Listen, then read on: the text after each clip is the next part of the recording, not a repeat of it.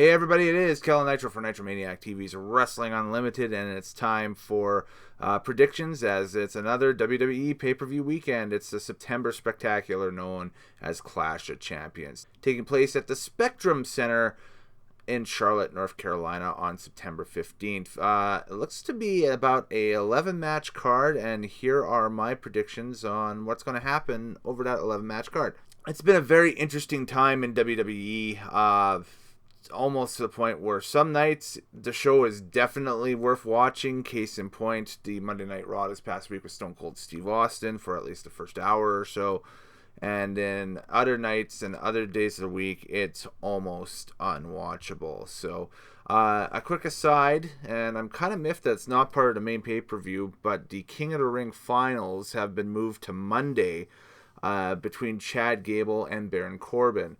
Unfortunately, I kind of see Corbin walking out as the King of the Ring here just to kind of reestablish him as a upper card heel on Monday Night Raw, I think, after the fiasco with Lacey Evans and the match from earlier this year at Stomping Grounds. I mean, in the long run, they should have looked at the history of not having the King of the Ring and seeing how badly the last tournament created both finalists. If you remember correctly, it was Bad News Barrett versus Neville in that final, and both of them are not with the company anymore in 2019. And one is completely retired from wrestling altogether, although I think that Stu Bennett still makes an indie shot from time to time. Pac is, of course, with AEW now at this point. So it's ultimately something that I don't think is going to reverberate in the, I guess, pantheon of 2019 going forward. But, it was a quirky way to have a tournament in a non-traditional time of year for it during the fall. And, just trying to drive ratings at this point. I don't think they drove much off of it. But anyway, my pick there will be Baron Corbin. Unfortunately, just going to work with the Wikipedia chart here and just work from 11 all the way back up to 1. They got listed as the 11th match, a singles match for the United States Championship, AJ Styles versus Cedric Alexander. Of course, Cedric has been kind of on the upswing here the past few weeks on Monday Night Raw, and AJ has kind of reestablished himself as a mid-card heel with the OC tandem of Gallows and Anderson at this point. Now with some allegations and that stuff with Gallows and maybe some potential legal issues that are just coming to light here as we record this video today, the future of the OC may be put in doubt a little bit. This might be a good catalyst to start the split of the OC. I know they just got back together, but a two-man faction does not a faction make, unfortunately, or it could be a whole lot of nothing. But if the legal issues or anything like that with Gallows start to get too heavy, I could see AJ losing the U.S. title and then turning on Gallows and Anderson at this pay-per-view at the end of it. But either way, I'm predicting Cedric Alexander to walk out as the new United States champion and into Monday Night Raw with it. It might even be just a 24-hour reign where they pair him with somebody else going into October. But we'll see what happens off the back end of that. But my prediction there is Cedric Alexander will walk out. Women's Tag Team Championship. Great to see them pushing this belt again. It was almost like during the summer that they forgot they had it on the roster. Alexa Bliss and Nikki Cross, the champions, taking on Mandy Rose and Sonya Deville, the challengers. Great little program being built here between Alexa, Nikki, Mandy, and Sonya. It's been very entertaining to watch, especially on SmackDown the past couple of weeks or so. I predict here that Bliss and Nikki will walk out with the belts, though. I don't think they've done enough in the program to warrant a title change off this. Stranger things have happened, but I predict Bliss and Cross to retain off of this one. The no disqualification match between Rowan and Roman Reigns. We found out that Eric Rowan has been the perpetrator of all these attacks on Roman Reigns in the back over the past few weeks and that stuff. And Rowan has since distanced himself from Daniel Bryan going into this pay-per-view. He's a rogue monster. He's on his own as it stands for right now. And Roman Reigns, obviously looking for revenge. And, of course, they must fight, right? So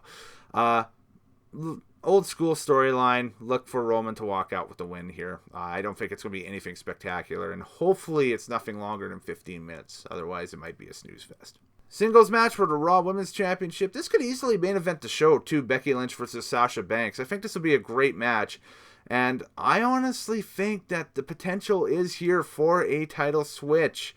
I am going to predict Sasha Banks to walk out as the new Raw Women's Champion off of this match. I think that the Bayley-Sasha Banks relationship will really establish itself during this pay-per-view in one way or another. If it doesn't happen here, it'll happen in the Bayley-Charlotte Flair match, which my prediction there would be Charlotte Flair walking out with the SmackDown Women's title. But I think that something is going to happen in either one of those two matches that will establish Bayley and Sasha Banks as kind of that lead heel faction out of the women's division. Maybe they go for another women's tag team run or something like that. Or maybe they get loaded with the gold. Maybe they Ultimo Dragon themselves and have the women's tag belts. And Sasha has the Raw belt. Bayley has the SmackDown belt. And they go into, October and heck, even November into Survivor Series. Where, the champions of each brand have to go head-to-head with each other. I don't think you'd get Bayley versus Sasha Banks one-on-one if they're palling around with each other in a heel stable or something like that, or a heel team with all the belts. But you could easily do for the women's tag team belts or one of those everything on the line type matches at Survivor Series, women's tag and, both Raw and SmackDown belts, kind of like 95 WWF with Diesel, Shawn, and I think it was Bulldog and Owen that did that. Where everything is on the line. Oh no, it was Owen and Yokozuna that did that. That's right. But where everything is on the line. All the belts are on the line. And, first pinfall in it is for the tag belts. Second pinfall is for the Raw belt. And the second pinfall is for the SmackDown belt. And the third pinfall is for the Raw belt, right? So, it could be very interesting. Seth Rollins and Braun Strowman pulling double duty during this pay-per-view. First for the Raw Tag Team Championship, the challengers Rude and Ziggler. I think we can kind of telegraph here that there might be some dissension that happens and that stuff in that match between Strowman and Rollins, where they lose the belts to Rude and Ziggler. So I predict Rude and Ziggler will walk out with the belts off of that one, which will lead to the Universal Championship match, where I predict that Seth Rollins will defeat Braun Strowman, but I think that we'll have some outside interference from somebody, whoever the next new challenger is. Is it Bray Wyatt? Heavily rumored to be. But that's my prediction. Seth Rollins walks out with the Universal title, and maybe Strowman looks for retribution later on down the line, but I think this is what we're setting up for, is paving the way for Seth and Bray next month in Hell in a Cell. Kofi Kingston versus Randy Orton for the WWE Championship. I don't think the Kofi train stops here. I think Kofi retains. Randy right now, I don't see them, changing the champion until perhaps Fox now at this point. And I think if you do that, you want to save a big pop for your opening night on Fox. Maybe you do a title change on Fox with the two of them. But I don't see it happening here. It's too early. And the final three matches just will go wherever on the card. The triple threat for the Cruiserweight Championship should be a show stealer. Unfortunately, it could be on the pre-show, so it could be the pre-show stealer between Drew Gulak, Humberto Carrillo, and Lince Dorado.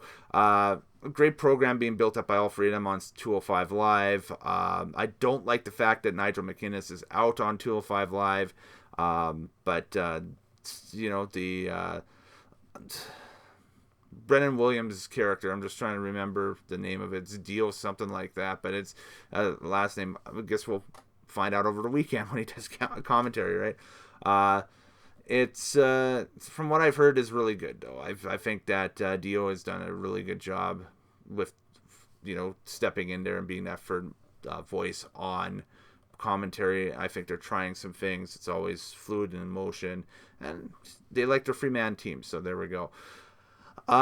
This match, I see Gulak retaining. Again, I don't think Carrillo is built up yet to take the belt. I think he's on his way to a potential Cruiserweight Championship run.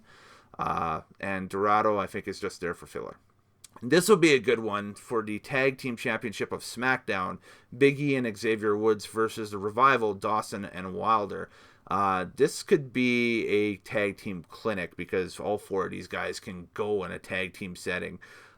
Look for the New Day to retain, and look for a quality match out of all of them. I'm just keeping an open mind off of that one because I'm excited to see what those guys come up with. And of course, Intercontinental Championship, Shinsuke Nakamura taking on The Miz. Look for Sami Zayn to get involved in this somehow, some way during this match, and ensure victory for Shinsuke Nakamura. So there it is, kind of a non-traditional prediction show going into Clash of the Champions, but everything's kind of all over the map here. Now, so this card has the potential to be really good. It's also got the potential to be really bad, too. It depends on how the matches shape up. So what do you think? What's your predictions? Post them below and let me know. You can also tweet at me at Kellen Nitro with your match predictions, and we'll see what happens on the weekend. We'll see who's right and who isn't. Typically, I don't do really well with these, so, spoiler alert there. But anyways, I'm Kellen Nitro. Later days, happy wrestling watching. Thanks for tuning in. I'm about, what's the math now? I want to say about 61, 41. 41 subscribers short of a short-term goal of 100 subscribers. So if you got a friend that loves wrestling, that loves to talk wrestling, get them to subscribe and share some of the video links around that stuff. I assure you there's something for everybody on this channel already. If not, there will be. So stay tuned. All right, later days. Happy wrestling watching, guys.